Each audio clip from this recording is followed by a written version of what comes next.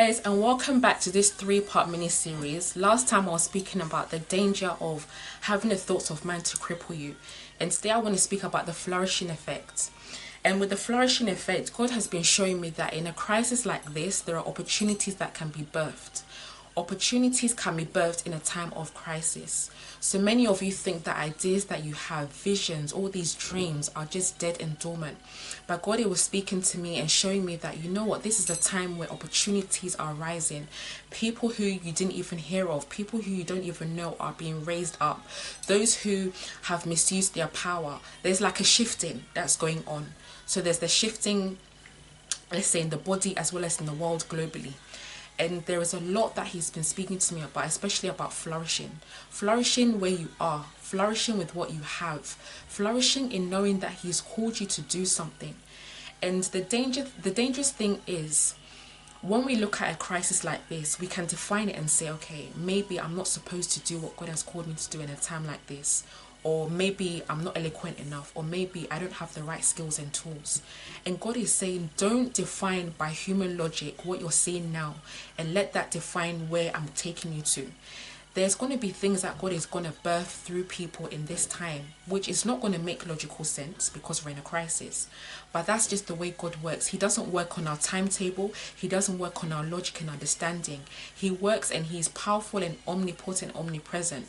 So he sees the end from the beginning. He sees the bird's eye view. We see in part. We see that right now we're in a crisis and we don't know when it's going to end.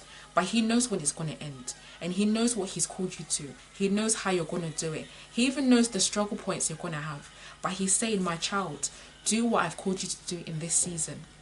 It's not going to make sense to you, but still I require and I want your yes. Let your yes be louder than any other voice, like I said in the previous video. It's a time where God is going to do a new thing in our lives. God can do new things in a time of crisis, in a time of confusion, in a time of worry and fear and panic. Everyone is fearful. Everyone is panicking. But if you're truly a child of the Most High God and he's telling you to do something, do it. Even if you have the fear and the nerves, do it anyway. Don't look at your surroundings, because from anything, God can create something special. God can create anything from nothing. And he can close and open doors no man can open and close. So don't be discouraged by your current circumstance or what you're seeing out there. God can still work through you. All the promises can still work.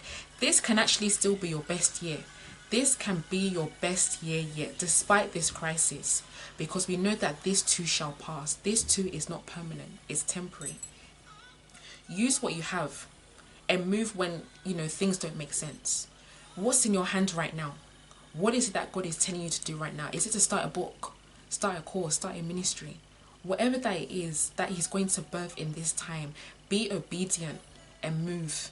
Be obedient and say yes. Be obedient and be bold in the fact that if he's called you to it, he will equip you and take you through it. One other thing I want to really encourage us as believers about is fear. Fear is crippling a lot of people, and this is something in this 3-part series I'm going to be speaking about a lot. Because I've seen, even when you hear people speaking, you can see that yes, fear is crippling them. You can see that yes, they are unsure about what God is saying, unsure about what God is doing. But if God has called you, God will see you through it. So flourish. Flourish where you are. Flourish and let God use you. Flourish and be that voice. Flourish and be that light. Flourish and be that example that can say, you know what, despite what's going on around, I can't control that, but I can control my reaction and my response to God calling me and telling me what to do in this time. So I want to leave it there and just make it very short and sweet and just encourage you to flourish wherever you are. All the plans that you have, bring them back out. Let God work on you in this season. Study yourself more in this season. Study what he's called you to do. Do you need to learn new skills? Do you need to take a course? Do you need to speak to the right people that can help you? Whatever that is, make the steps. One faithful step is better than staying back in fear because you're scared of what others will think or the fact that you think you're not adequate enough. Move and let God equip you. Move and let God lead you. Move and let God encourage you and strengthen you as he goes on. Because this too shall pass. This has to happen. But those who wait until the end and endure will be saved. So I want you to be encouraged by that. And just know that God is with you. He's with us all. and this has not taken him by surprise. So know that anything that he's asking you to do now, just do it. Say yes and move. Be obedient. Don't be disobedient in a time of crisis that is only temporary. Be obedient and just look at what God will do with your yes. So I love you guys. I'm praying for you. I'm encouraging you. And I know that this too shall pass. Don't let the fear of man cripple you. Don't allow yourself to not flourish. Move and let God use you. God bless you.